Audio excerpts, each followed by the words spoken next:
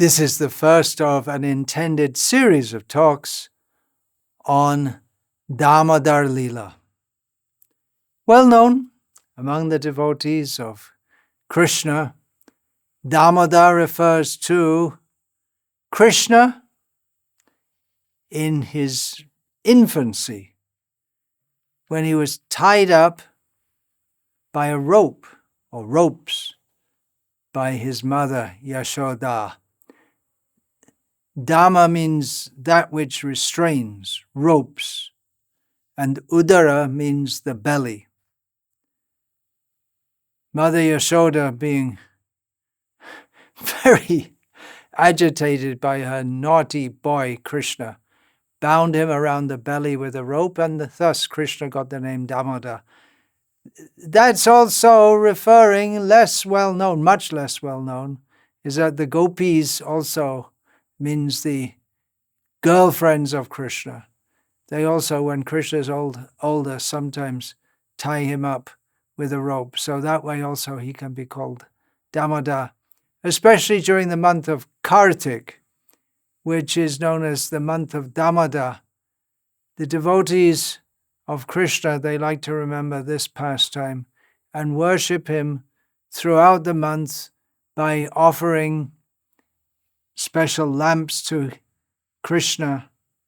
Either a special deity is made of Krishna being tied by Yashoda, or the picture is there, and we sing the Damodara-ashtakam. To explain the Damodara-ashtakam is another whole series of talks. I won't get into that now. But we can just remember some points that Srila Prabhupada brings out in his Nectar of Devotion discussing Damodar. He brings out the point that during the Damodara-ashtakam, Damodar, Krishna, is prayed to that he is the Lord of all, the giver of all benedictions, and that many demigods like Lord Brahma and Lord Shiva also give benedictions to their devotees. Srila Prabhupada gives the example of Ravana was given boons by Lord Shiva and Hiranyakashipu by Lord Brahma, but that even great demigods who give boons, they are dependent upon Krishna empowering them to give those boons, and therefore Krishna is addressed as the Lord of all benefactors. I'm in Vellore, Tamil Nadu, not very far from Kanchipuram, where the most famous deity among the many deities of Vishnu is Varadaraja, the best of all givers of benedictions. So Srila Prabhupada continues in the Nectar of Devotion, I'm paraphrasing, that Krishna can offer anything to the devotees, anything that they want, but the devotees pray that we don't want liberation from you or any material facility. I only want from you this boon, that I may always think of you in the form of Damodar. You're so beautiful and attractive that my mind doesn't want anything but to always remember this beautiful, wonderful form of Damodar. And in that same prayer, Damodara-ashtakam, it's prayed, Satyavrata Muni prays, "Oh, my dear Lord Damodar, once when you were playing as a very naughty boy in your father's house, Nanda Maharaj's house, you broke the container containing yogurt. And because of this, Mother Yashoda, being angry with you, tied you with a rope to the household grinding mortar. At that time you delivered the two sons of Kuvera, Nalakuvara and Manigriva, who were staying there in the form of two Arjuna trees in the yard of Nanda Maharaj. So my request, Satyavrata Muni prays, is that by your merciful pastimes, you may similarly deliver me." The story behind all this is that there were two sons of Kuvera, who's the treasurer of the demigods, and they were puffed up. arrogant, proud on account of the opulence of their father. And in the heavenly planets, they were enjoying themselves in waters, some waters with some beautiful young girls, and they were all naked. And at that time, the great Saint Narad Muni was passing by, and the girls, seeing him, covered themselves up. They had enough sense to cover them. They're engaging in lustful affairs, and the girls had enough sense to cover themselves up when a great sadhu came past. But the young men, Nalakuvara and Manigriva, were so intoxicated both by liquor and a sense of pride that they didn't even bother to cover themselves in the presence of such a great saint. So Narad Muni, thinking it's useless to give good instructions to such foolish people, thought how to benefit them. And therefore, to benefit them, he became angry and cursed them that you have no sense, so it's better you become trees. Trees don't have any sense. Instead of this exalted position in the heavenly worlds, become trees. And the boys, hearing this, came to their senses and begged Narada for forgiveness. Narada said, yeah, you'll get forgiven, but you'll have to wait time. Take the form of Arjuna trees in the courtyard of Nanda Maharaj, where Krishna will appear and he will deliver you. So the curse of Narad was actually a great boon to the sons of Kuvera, because it gave them the chance in future to have the darshan, the vision of Lord Krishna, and to be favored by him. So after that, Kuvera's two sons stood as two huge Arjuna trees in the courtyard of Nanda Maharaj until Lord Damodara, to fulfill the desire of Narada, dragged the grinding mortar to which he was tied and pulled it between the two trees, violently causing them to violently fall down. And then out of the trees came Nalakuvara and Manigriva, who had, by being in Vrindavan, seeing the pastimes of Lord Krishna, being in the association of great devotees, in the form of trees, they had become repentant for their foolish activities, and they became great devotees of Krishna. So that's the background. And now to speak it in more detail based on passages from Srimad Bhagavatam, with a translation by Srila Prabhupada, from Ananda Vrindavan Champu of Kavi Karnapur, and from Gopal Champu, the chapter of Gopal Champu by Srila Jiva Goswami, which is called Damodara Vinodanumodanam, which means the bliss that we experience. We're experiencing anumodanam, we're experiencing the bliss by seeing the bliss of this pastime of Damodara. So who are we talking about? We're talking about Krishna, the Supreme Personality of Godhead. Doesn't seem like the Supreme Personality of Godhead when he's crawling about in the courtyard of Nanda Maharaj, but he is, and he establishes that in the Bhagavad Gita, and the whole Srimad Bhagavatam establishes that. And just prior to this, if we see the Srimad Bhagavatam, the 10th canto, how the pastimes of Krishna unfold, so just prior to this, Krishna had shown his universal form to Mother Yashoda. When Mother Yashoda saw inside the mouth of Krishna, she saw the universal form, establishing Krishna as the Supreme Personality of Godhead.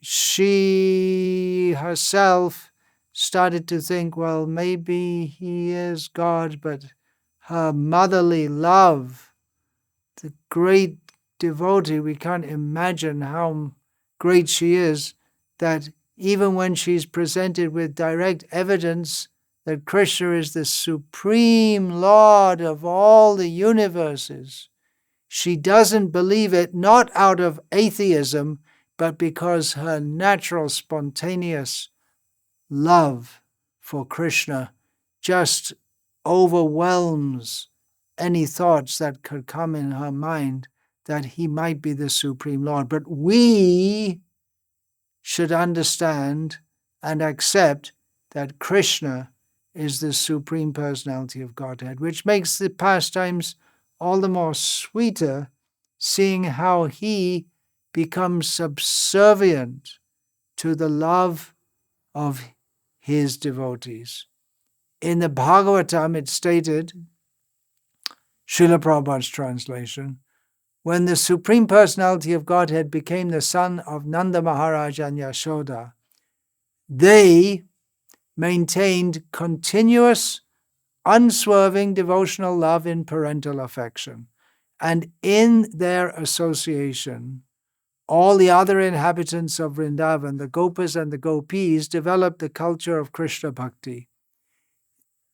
Nanda Maharaj and Yashoda had continuous, unswerving devotional love.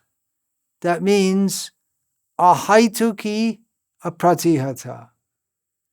The very definition of pure devotion given in the beginning of Bhagavatam is seen practically in the behavior, the beautiful devotional service of the inhabitants of Vrindavan, headed by Nanda and Yashoda, the king and queen of Vrindavan. And all the inhabitants of Vrindavan, the Vrajavasis, especially the Gopas and the Gopis. There were others also. There are a few Brahmanas also.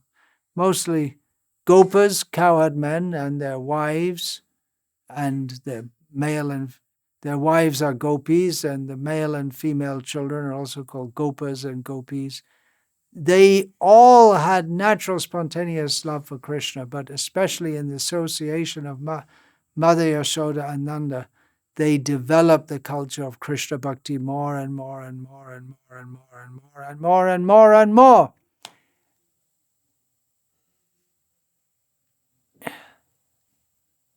What was going on is that Krishna, very famously, is a thief, a butter thief. He's the Supreme Lord, but he steals butter, yogurt, and milk from the neighboring houses. In this way, Krishna harassed the neighbors, and they became upset. The women of the houses where Krishna stole. But it's all an exchange of love.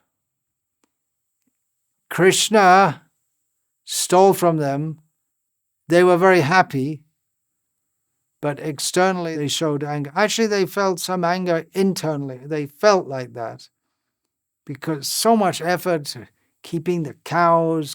They all have their own cows, getting the milk and then extracting the milk, making it into yogurt and then into ghee.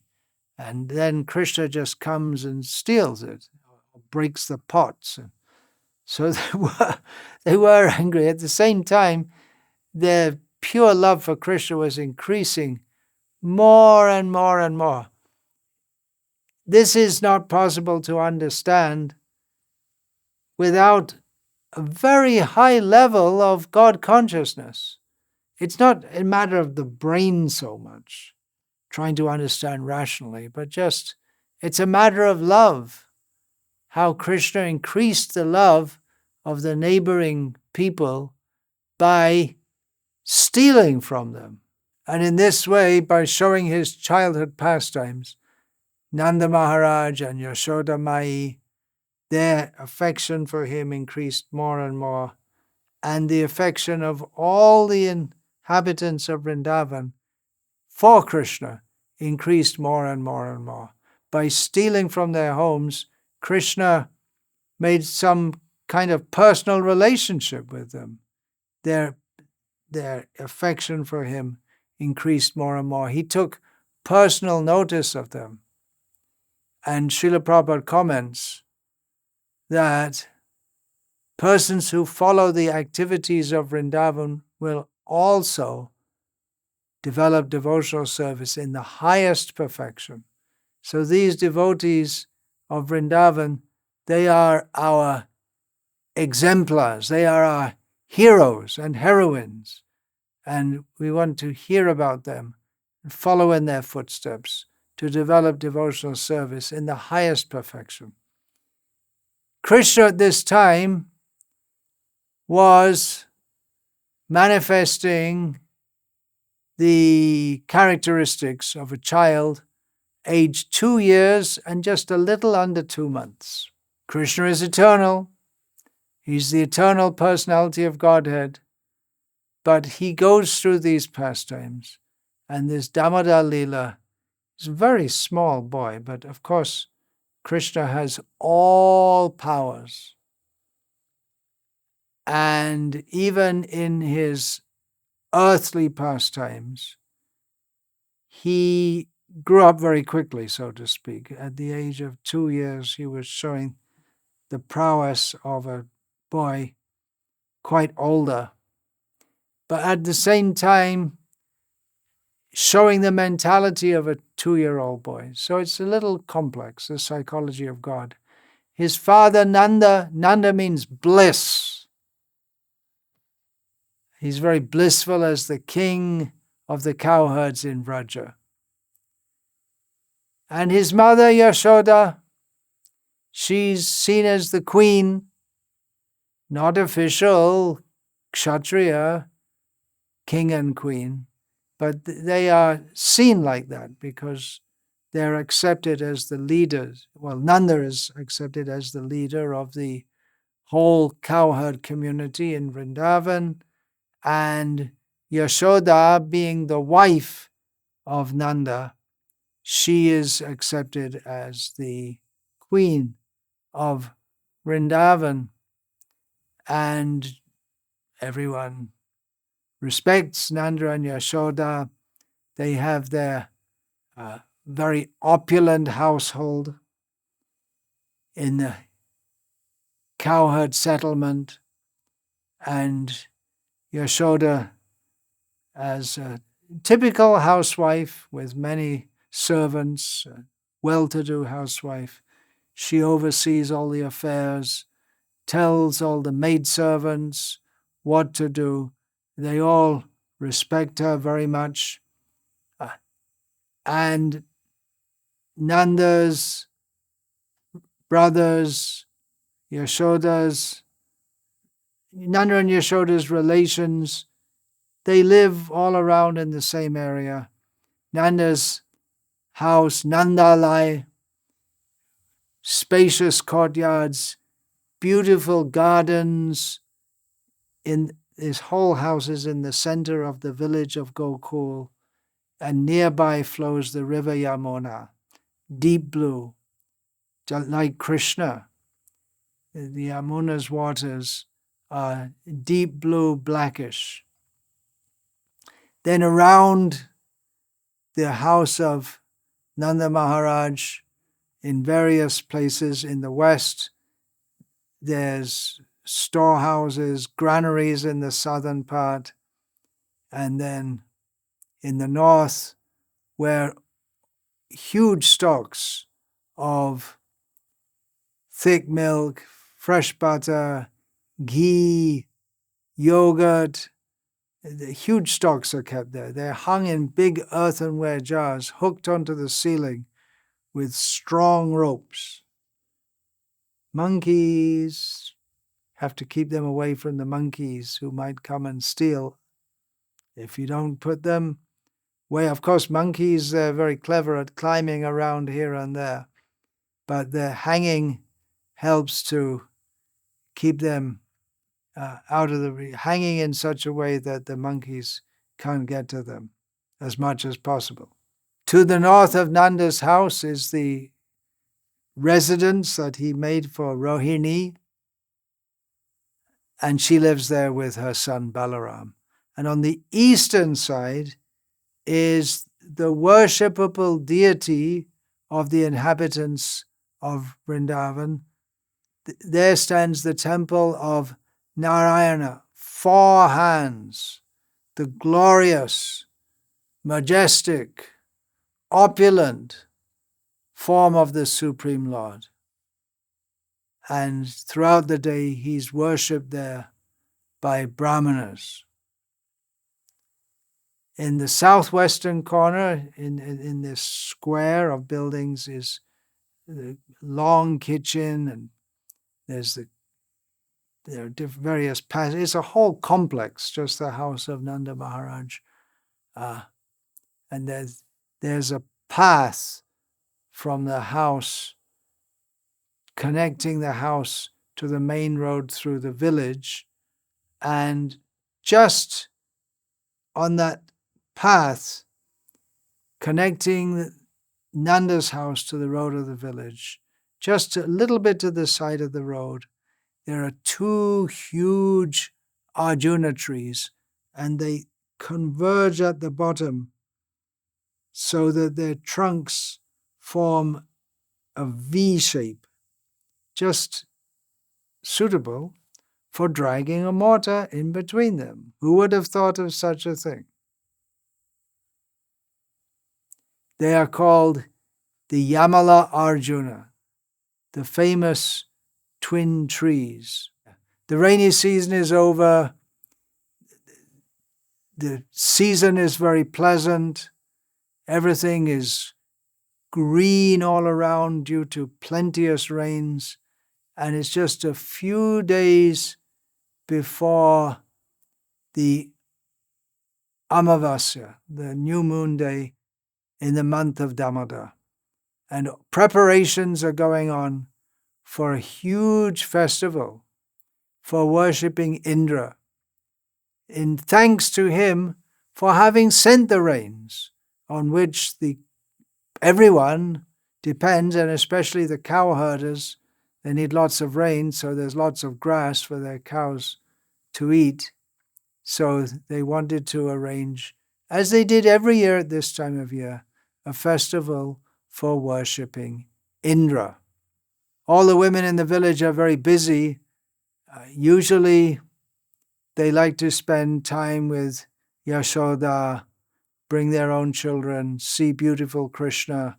But now they're all busy in their own houses, making preparations for the big feast for offering to Indra. They want to be with Krishna. They're just so much drawn to go to the house of Yashoda so that they can see Krishna. But due to having to prepare for the festival, they're busy in their own houses. Rohini and Balaram, it means Rohini was invited to the house of Upananda, Nanda's elder brother, one of his elder brothers. So Balaram had gone with Rohini in a neighboring village. And Nanda had seen them off. He'd taken Rohini with Balaram. And then Nanda had gone out to tend the cows. Just telling all of this to set the scene, how when Krishna was tied up, there were no other householders, women, owners of big houses who were peers of Yashoda. None of them were around as usual. Rohini and Balaram weren't around. Nanda wasn't around. And even Yashoda has many maidservants, young and older, many, who are always eager to serve her. They love her. They love Krishna. They love Yashoda. And they don't want her to do any work. You relax. They love her, but they think that by serving Yashoda, they can also serve Krishna, and then she'll have more time if we do all the work in the house, which that's what maidservants do, but let Yashoda be happy with Krishna. And then they will also be happy seeing Yashoda serve Krishna. And the maidservants are very happy to work hard because they're happy It's the house of Nanda, whose happy bliss is the very meaning of his name. And with Krishna, everyone's very happy. And for everyone in Vrindavan, Krishna is the cynosure of everyone's eyes. He's their very life. Their joy increases at every moment by seeing Krishna and serving Krishna. Early in the morning, the maidservants come from their own little dwellings and they rush to go to work. Go to work means they don't see it as work. It's great joy for them.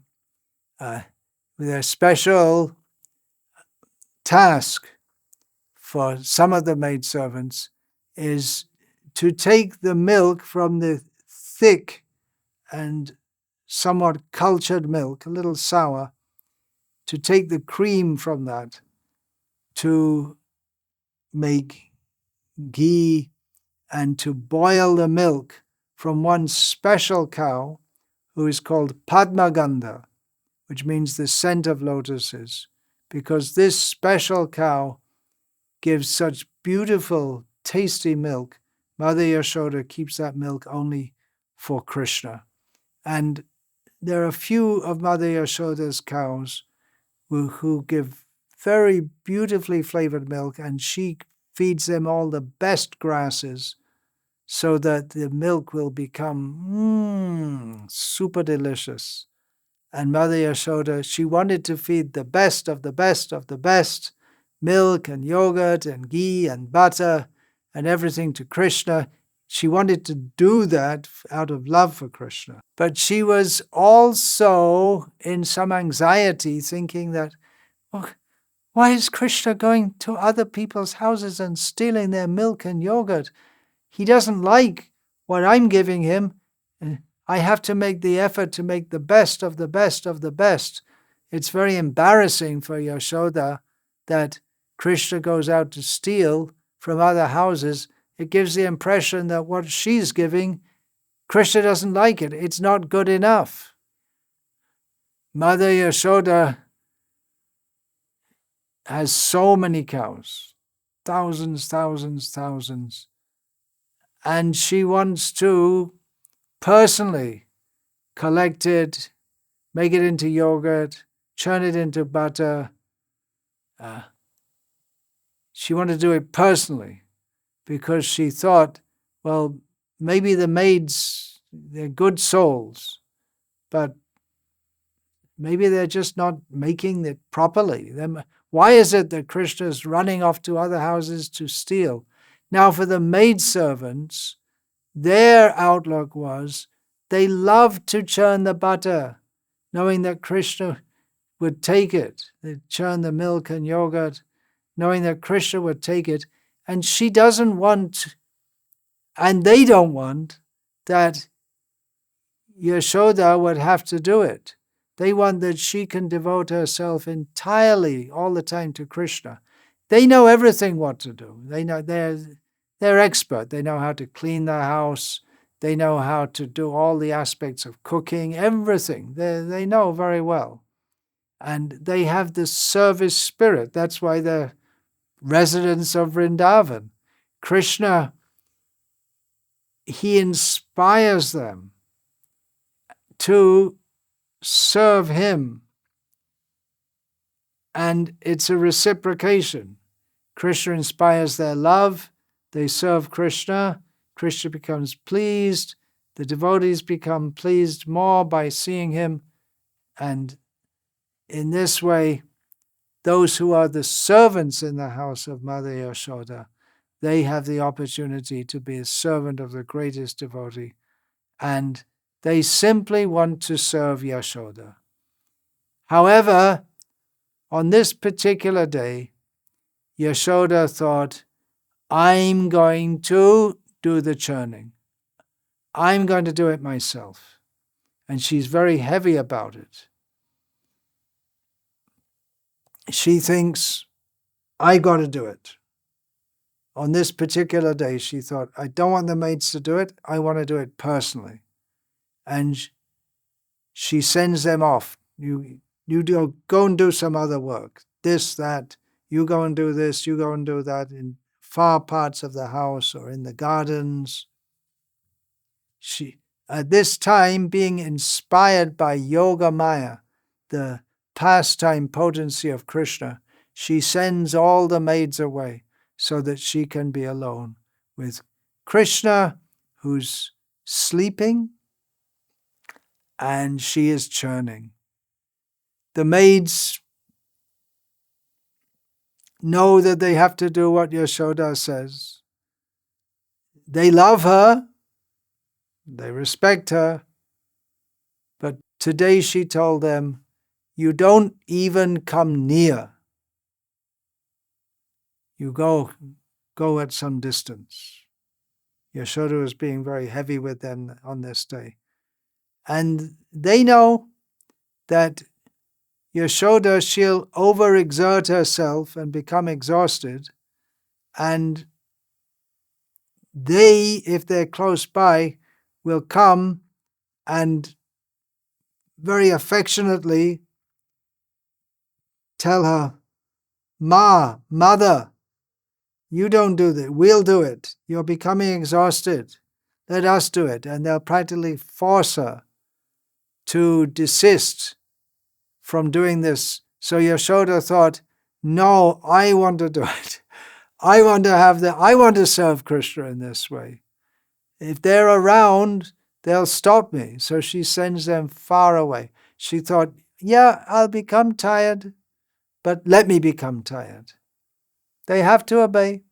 So it's some kind of competition. Yashoda loves all the maids. They feel that love. And they want to relieve her of the hard work, but out of love and respect, they follow her orders.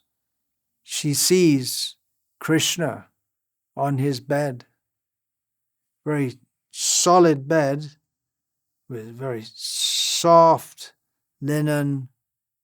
Krishna is lying there, so beautiful. Mother Yashoda sees him lying there asleep, a blue pearl or an emerald shining with his beautiful little tiny lotus eyes, quite closed and asleep, breathing. Mother Yashoda is so happy to see him, but she has to go to work.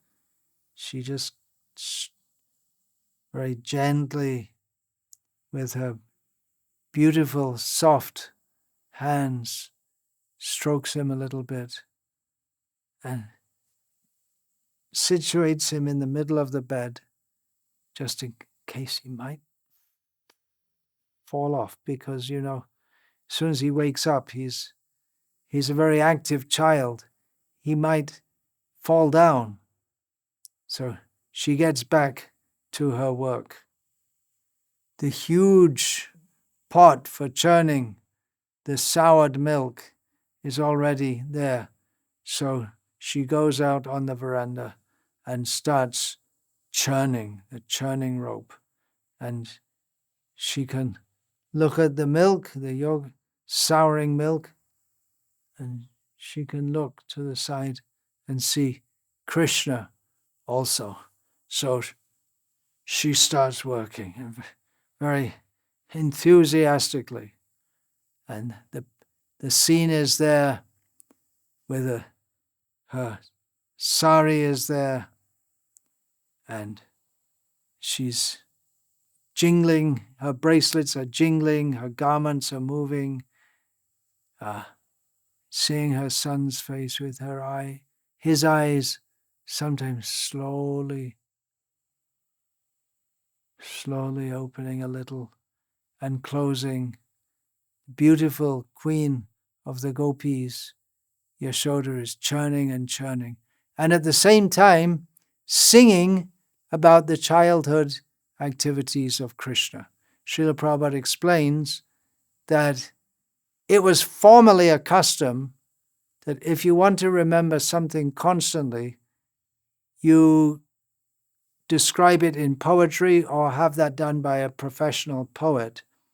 So Mother Yashoda, she didn't want to forget Krishna's childhood activities at any time. Therefore, she put in poetry the childhood pastimes of Krishna, the killing of various demons, Putana, Aghasura, Shakatasura, Churnavarta. And while churning the butter, she sang about these activities. Srila Prabhupada says that this should be the practice of persons eager to remain Krishna conscious 24 hours a day. Sing about Krishna. Srila Prabhupada writes, this incident shows how Krishna conscious Mother Yashoda was. To stay in Krishna consciousness, we should follow such persons. So she's singing to herself. She's seeing Krishna is sleeping, and she wants that he will sleep a little longer than usual, because she thinks, let him sleep. He's a young boy. When he's up, he's so active. So let him sleep more. It's good for growing children. Let them sleep. Otherwise, he'll be very tired. And she sings. Some sample of that singing is given in Gopal Champu by Srila Jiva Goswami. Gokula patikula tilak twamasiha krita sukrita vraja rachita sukha vrajanayana nanda samiha. O you who are the ornament on the head of the family of the Lord of Gokul, you who are the wealth of happiness, the fruit of happiness, you are the sukriti, the virtue of the people of Vraja. You are the personified virtue of the people of Vraja. Because of their pious activities, you were born among them. Yourself, your play, you give joy to our eyes. Because of you, everyone and everything in Vraja is simply happy. Anandod bhavajanma mahotsava nandita gopa samaja Putanikya mriti nava mangala kriti valayata gokula raja. The cowherd people were blissed out. They're just in bliss. It gave them great bliss to celebrate your birthday, the celebration of your birthday. And after Putana died, the king of Gokul, means Nanda Maharaj, performed various auspicious rites just to protect you, Krishna. Dharya nivartana shakarta vivartanam anubhavyena parita satrina vartaka vayu nivartaka parameshena nita. Losing patience, you upturned the cart. And then the Supreme Lord killed the Trinavarta whirlwind demon and returned you to us. Madhura prangana virachita ringana jalaja nayana supunya nana kelishu nritya kalalishu darshita varanai punya. O you child whose eyes are full of water, teary-eyed child, charmingly crawling in the courtyard, you expert playful dancer, Tarnaka baladhi shavalita tanvadhi valayata manjala shobha jarati nivahe kautaka kalahe pravalita mityaloba. You hold on to the little tails of the calves, which are moving around. You catch onto it and run behind them in the dust, making a beautiful line in the dust. You're very witty in squabbling with the elderly gopis, lying to them, hiding yourself. When the women are angry with you due to your false greed, you don't really need all that stuff and all your pranks, then what did they do? Ma mataramanusukam udvitanu pratatang satatang Krishna drutang urari kurutanu vridhing puru kelavali krita trishna. What did they do? They come running to me, quick, quick, quick, quick. They love you and they come to me complaining about you, but they're happy. So you, Krishna, you be happy by your play, stuffing yourself with all this stolen yogurt and butter. Tribhuvana darshan vismaya marshana nischita vaishnava maya hari varivasya sukadatama sya vigata jara marakaya. Amazing. Very unusual. You showed me all the worlds, the three worlds, by the power, the Maya of Vishnu. You showed it to me. May through our worship of Narayana, the Supreme Lord, may happiness and prosperity come to us. May you have an immortal body free from pain and illness. So like this, Mother Yashoda is singing as she churns, churns, churns. Krishna's waking up and looking, still pretending to be asleep. He sees her at a little distance. His mother, my mother. He loves his mother so much. She loves him so much. But his nature is to express his love in a crooked way. There's Mother Yashoda. She's dressed in a saffron yellow sari with a silk belt, tightening up her sari around her waist. And it's described she has very solid hips. She's late middle age, medium height. Her dress shines like a pale rainbow. She's darkish in complexion like Krishna, a little lighter than Krishna. And he sees her working hard, churning, singing, working hard. Her bangles, there are bangles on her wrists, bangles on her arms, and the earrings, they're all moving backwards and forwards as she herself moves backwards and forwards, and her cloth is moving. She's putting a lot of energy into it. And her breasts are wet with milk. Because of love of Krishna, just Krishna being close by, milk comes automatically from its breasts, from her breasts. Her face, very beautiful eyebrows, was wet with perspiration, and malati flowers, which she'd put in her hair, were falling down due to her hard work. So I'm paraphrasing this. I'll read Srila Prabhupada's purport from the Srimad Bhagavatam. Very beautiful purport. Anyone who desires to be Krishna conscious in motherly affection or parental affection should contemplate the bodily features of Mother Yashoda.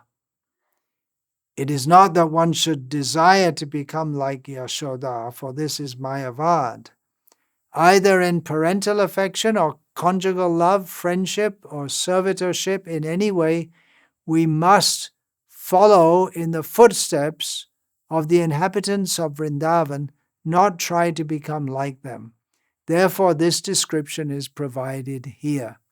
Advanced devotees must cherish this description, always thinking of Mother Yashoda's features, how she was dressed, how she was working and perspiring, how beautifully the flowers were arranged in her hair, and so on. One should take advantage of the full description provided here by thinking of Mother Yashoda in maternal affection for Krishna. So setting the scene of how Mother Yashoda is churning the butter, Krishna is waking up, looking at her, just thinking what naughty thing he will do next. I'll finish there for now. Krishna willing, we can continue this discussion later. Vancha kalpa tarubhyascha kripa sindhubhya evacha patitanam pavanebhyo vaishnavebhyo